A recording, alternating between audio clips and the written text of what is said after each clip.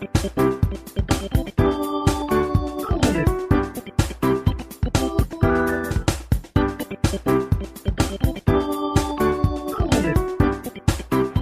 Bíblia aberta aí no livro de Atos, capítulo 1. Irmãos, eu creio que você já votou hoje, logo cedo. E talvez você esteja com o coração numa expectativa para saber se a pessoa que você votou foi eleita. Deixa eu perguntar uma coisa, ou então afirmar. Eu espero que você esteja tão ansioso pela volta de Cristo, quanto saber o resultado da eleição. Eu sei que tem gente que já cutucou aí no WhatsApp, para saber alguma coisa, né? Talvez nem orou. Será que foi? Será que não foi? Né? Mas a expectativa da volta de Cristo é que a igreja deve estar esperando, porque de uma das duas coisas vai acontecer: ou Jesus Cristo volta, ou você irá ao encontro, queira ou não. Por isso que Amós diz assim: olha, prepara-te, ó Israel, para te encontrares com Deus. Esse encontro será repetido, ou seja, de repente, será um encontro definitivo, e aí quando você não esperar, vai aparecer, e será definitivo, é um encontro com Deus. Isso, o pecador, o ser humano, queira ou não, ele tem um encontro marcado com Deus, e não consegue, não pode, isso não vai ser mudado, não tem como mudar isso. E como eu falei outro dia, nem passar a vez, ou dar a prioridade. Você não tem como ser tão gentil e dar a prioridade para alguém. Tá bom, vai lá na minha frente. Não tem como. É quando Deus chamou a ficha, o seu número, e aí você foi. Mas é preciso estar preparado para encontrar-se com o Senhor. Os evangelhos narram a promessa do nascimento de Cristo, narram o nascimento de Cristo, narram o ministério de Cristo, narram a grande comissão, ou seja, a ressurreição e a ascensão de Cristo. E Marcos e Lucas falam da ascensão de Cristo. E aí o livro de Atos começa exatamente onde Lucas termina. Diz que Jesus Cristo ressuscitou, ele vai ficar 40 dias com o colégio apostólico, e a Bíblia diz que comendo com eles, falando a respeito do reino de Deus. E o livro de Atos é o registro do que Cristo começou a fazer. Então, no livro de Atos, você tem os atos do Espírito Santo através da igreja apostólica, ou da igreja primitiva. E aí Cristo estava 40 dias com eles, começou, aconselhou, conviveu, a Bíblia diz que ele comeu, fala do reino, e de repente Cristo começa a falar sobre a volta de Cristo. Verso de número 5, diz: porque João, na verdade, nos batizou com água, mas vocês serão batizados com o Espírito Santo, e não muito depois desses dias. E de repente, algum deles perguntam: Senhor, será este o tempo em que restaures o reino a Israel? Eles já estavam com a mentalidade de uma esperança de Cristo estabelecer um reino político. Será nesse tempo que o reino de Israel será restaurado? Israel tinha passado pelo próprio Egito, é resgatado, caminhado para a direção, para a terra prometida, mas tarde se esquecem disso, vem por toda a história até chegar na época de Cristo, e de repente o Cristo chega e diz: olha, o reino de Deus não é política, o reino de Deus não é comida, o reino de Deus não é bebida, o reino de Deus é justiça e paz. E aí ele diz: o reino de Deus é chegado, e o reino de Deus está dentro de vocês, o reino de Deus está dentro de vós. Então, o reino de Deus não é mais uma questão geográfica, não é mais uma questão de esta ou daquela nação.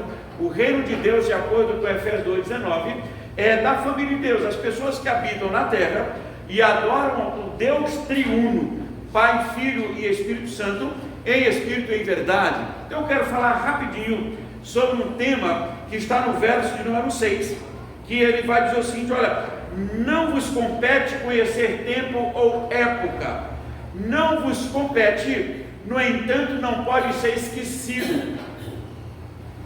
Não compete saber o dia que Cristo virá, não me interessa, mas eu não posso esquecer que ele virá. Está lá no último verso, verso 11, quando ele diz o seguinte: e lhes disseram: varões galileus, porque estáis olhando para os altos ou para as alturas?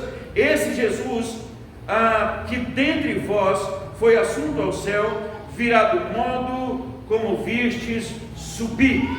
Então eu não preciso saber que dia será, quando será, mas eu preciso saber que ele virá.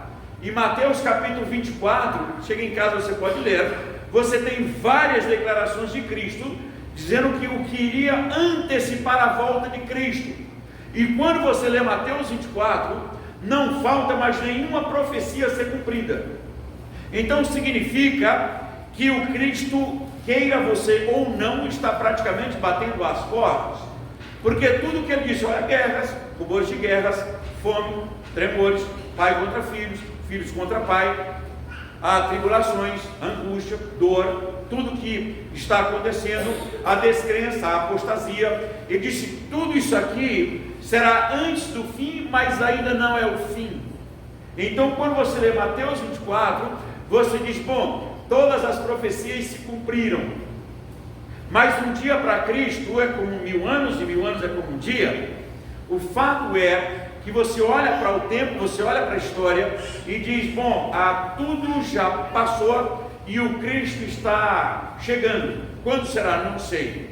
Será em nosso século? Será o mês? Será o ano? Quando será? Não sabemos. Mas o fato é, eu não posso esquecer que o Cristo virá. E aí eu preciso me preparar. E aí você pode pensar, pastor, mas eu não acredito no inferno. Não há problema para mim, não tem nenhum problema com isso. Mas quando você chega lá, se você puder, você liga, olha, ele existe. E bem que eu lembrei que você falou um dia no culto, e eu não liguei. Aí o demônio vai dizer, tá bom, então senta aí nessa cadeira pegando fogo, mais tarde a gente conversa. Então, se o Cristo veio porque existe inferno. O Cristo veio porque é amor.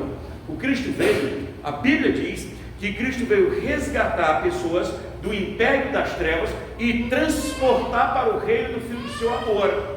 Foi isso que é a missão de Cristo. Cristo não é só um Cristo histórico, que a história diz, nasceu alguém, veio o mundo, a Bíblia diz, não. O Verbo de Deus, o Cristo, se fez carne, habitou entre nós, cheio de graça e de verdade, e vimos a sua glória, glória como do unigênito do Pai. Ele veio buscar e salvar o que está perdido. Ele diz que sem Cristo, nós estamos num mundo sem promessa, sem aliança, sem esperança, ele diz, sem comunidade e sem Deus no mundo. Ele diz, mas em Cristo, nós somos feitos da família de Deus. Então, se o Cristo fica 40 dias conversando com o colégio apostólico, depois é assunto aos céus na vista deles, e as pessoas ficam olhando para o alto, e o que chega anjos, ou 2 varões do lado, e diz assim, olha, não fique olhando tanto para cima, porque o Cristo já encobriu nas nuvens, mas do mesmo modo que ele subiu, ele virá. Vamos citar alguns textos, para refrescar sua memória. Apocalipse 1, 7 e 8, ele diz que o Cristo virá, e todo olho verá, mas também todos se lamentarão. Cristo virá certamente, ele diz que não tem erro, ele virá, e todo olho verá, e certamente haverá lamento. Em Colossenses capítulo 4, do verso 13 ao 17, ele diz, gente, eu não quero que vocês sejam ignorantes com respeito aos que já morreram, porque quando ressoar a trombeta, Jesus Cristo virá e trará com ele os que dormem. Depois nós, os vivos, seremos transformados e iremos para o encontro do Senhor nos ares. Então estaremos para sempre com ele. Consolai-vos, pois, uns aos outros com estas palavras. É Colossenses 4, de 13 a 17.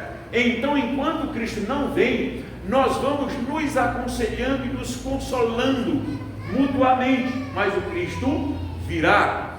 E aí, quando você aponta para Apocalipse 21, ele diz, olha, eu vi novos céus e novas terras, e eis que já não haverá mais pranto, nem dor, porque as primeiras coisas já passaram, e eis que tudo se fez novo. Lá no céu não vamos precisar de luz do sol, porque o Cordeiro de Deus é a nossa lâmpada. E ele vai dizer que, olha, tudo se fez novo, mas de repente ele diz, quando porém, aí ele coloca algumas pessoas com algumas características que não entrarão lá. Mas Apocalipse também diz o seguinte, olha, ser fiel até a morte, dar-te-ei coroa da vida. Isso é fato. A razão pela qual a igreja existe no mundo está em Atos 1, versículo 8, que nós já lemos, você passou por cima e nem notou. Esta é uma das razões pelas quais você existe. Você está na terra ainda. E disse: recebereis poder ao descer sobre vós o Espírito Santo, e aí sereis minhas testemunhas em Jerusalém, Judeia, Samaria e até os confins do mundo. Olhando de lá para cá, Resende é os confins do mundo. E aí você está em Resende, e aí você é chamado para ser testemunho da luz. Aí você diz: mas quando eu recebi o Espírito Santo? Vai lá em Efésios 1,13, que ele diz: olha, em quem também vós, depois que ouvistes a palavra da verdade, tendo nele também crido, fostes selados com o Espírito Santo da promessa, o qual, o Espírito Santo, é o penhor da vossa herança, até o resgate da sua propriedade. Não existe cristãos sem o Espírito Santo, não tem como, porque é o Espírito Santo que nos convence do pecado, do juízo e da justiça.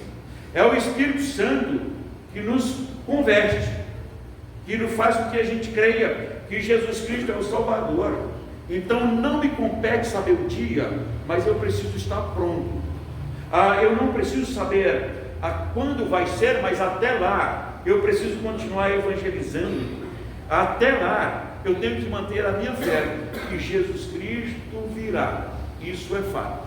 Há um canto que a gente canta que diz que Jesus Cristo virá outra vez aqui. E aí ele não virá mais como Salvador. Aí o Cristo virá como juiz. E aí ele vai afirmar só duas frases, duas sentenças. Não é três, não é uma, é duas. A Bíblia diz que o Cristo dirá para um grupo, dizendo: vinde, benditos meu Pai, tomai posse do reino que está preparado desde antes da fundação do mundo. Para o outro grupo: apartai-vos de mim, malditos, para o fogo eterno preparado para o diabo e seus anjos. Porque o Cristo virá agora como juiz, e não mais como Salvador. Ele já veio como Salvador, e aí ele virá como juiz, não mais como Salvador. Tem gente dizendo: quando Cristo estiver chegando eu me converto, ou seja, como se dependesse dele. Ou então eu vou esperar um pouco mais. Mas e se acontecer nesta noite, sem dramatizar a coisa, mas se for o seu dia, né? Ou a sua noite, né? Como é que será? E não fique ansioso para passear do vitorioso, né? Ou da vitoriosa, porque Jesus Cristo virá, e se você não estiver preparado, você ficará. Isto é fato. Não é meio termo, não é uma possibilidade, é uma realidade. Por isso ele diz o seguinte: olha, você não te compete saber o dia, mas te compete não esquecer que ele virá, queira ou não. E se ele viesse hoje à noite, para onde você iria? Você tem certeza para onde você iria? Vamos supor que o pessoal está na galeria ali, tocasse as trombetas do Apocalipse. E aí a Bíblia diz que é como que abrir e fechar de olho. Não há mais tempo para o arrependimento. Quando Jesus Cristo aparecer, não haverá mais tempo, não haverá tempo de arrependimento. Pelo contrário, a Bíblia diz que as pessoas procurarão a morte e a morte fugirá deles. O selo da eternidade já foi colocado. Então nem que queira morrer não tem como. É a Bíblia que diz isso. Mas a alegria é: vinde, bendito meu Pai, toma posse do reino, está preparado desde antes da fundação do mundo. E o mais interessante é que a Santa Ceia que você vai tomar daqui a pouco é um símbolo da volta de Cristo. A Bíblia diz que Cristo disse na última ceia, dizendo o seguinte: pegou o pão, pegou o cálice, diz: tomai dele todos, e assim vamos anunciando a morte do Senhor até que ele venha. Então este sacramento, ele aponta para a volta de Cristo. Toda vez que nós celebramos a ceia, é um sermão dramatizado, apontando para a morte e a ressurreição de Cristo. Quando nós celebramos a ceia, nós olhamos em três direções. Nós olhamos para o passado e sabemos que o Cristo morreu por nós. Olhamos para o presente e vemos a necessidade da santidade. E olhamos para o futuro e esperamos a volta de Cristo. Deus olha para o passado, olha para o presente e olha para o futuro. Senão a ceia não faz sentido. A dramatização da ceia é uma ilustração do que Cristo fez por nós, do que Cristo está fazendo por nós e do que Cristo fará por nós. Então que a gente possa participar da ceia com alegria, e singeleza em nosso coração, da expectativa de que não te compete saber o dia, mas você não pode esquecer que ele virá. E ele virá de repente, ele virá definitivamente, e haverá também choro, mas alegria. Que a gente esteja entre os que se alegram, porque nós somos comprados pelo sangue do Cordeiro. Amém. Abra sua Bíblia em Mateus